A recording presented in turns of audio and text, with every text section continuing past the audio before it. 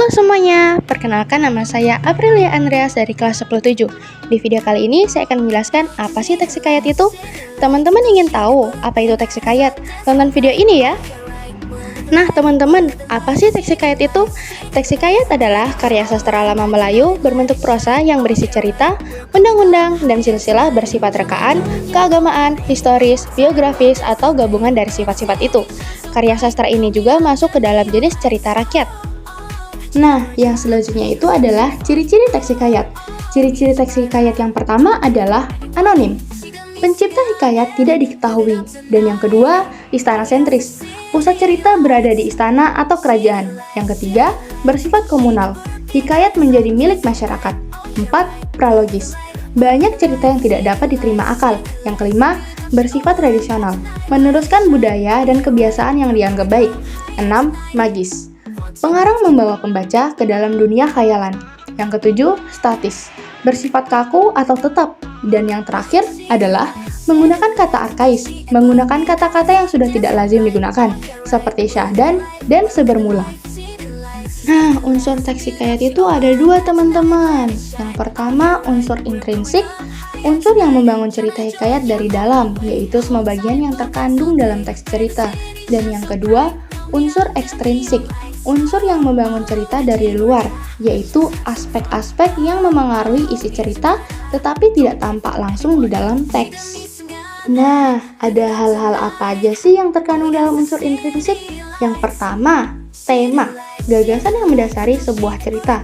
Yang kedua, latar, menjelaskan tentang tempat, waktu, dan suasana dalam suatu cerita hikayat. Yang ketiga, alur, jalinan peristiwa dalam sebuah cerita. Yang keempat, amanat, pesan yang disampaikan oleh pengarang melalui sebuah cerita, seperti pesan moral. Yang kelima, tokoh, pemeran di dalam cerita hikayat. Yang keenam, watak atau penokohan. Tokoh sama penokohan beda ya teman-teman. Kalau penokohan itu adalah menggambarkan watak seseorang, tokoh, dalam cerita tersebut. Yang ketujuh, sudut pandang, teknik yang dipilih oleh penulis untuk mengemukakan gagasan dalam cerita. Yang kedelapan, gaya bahasa, kemampuan penulis dalam menyajikan suatu cerita yang menggunakan bahasa dan unsur-unsur keindahan lainnya. Nah, berbeda dengan unsur ekstrinsik, yang terkandung hanyalah latar belakang agama, adat, budaya, nilai dan norma kehidupan. Apa aja ya struktur teks hikayat itu? Yang pertama, abstraksi, gambaran awal cerita atau inti cerita yang akan dikembangkan. Bagian ini opsional. Yang kedua, orientasi, salah satu bagian teks yang berkaitan dengan beberapa aspek, mulai dari aspek waktu, tempat, dan suasana. Yang ketiga, komplikasi, urutan kejadian yang terjadi antara sebab dan akibat. Yang keempat, evaluasi, bagian struktur dalam hikayat yang menjelaskan tentang penyelesaian atau jalan keluar dari suatu masalah. Yang kelima, resolusi, bagian yang menawarkan solusi terhadap permasalahan yang telah diciptakan oleh penulis di dalam hikayat.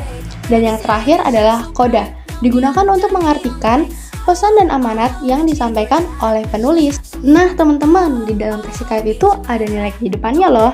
Apa aja sih nilai kehidupannya? Yang pertama, nilai moral, nilai yang berkaitan dengan akhlak, budi pekerti, susila, atau baik buruk tingkah laku. Yang kedua, nilai agama, nilai yang berkaitan dengan tokoh akan keberadaan Tuhan. Yang ketiga, nilai sosial, nilai yang berkaitan dengan relasi antar manusia.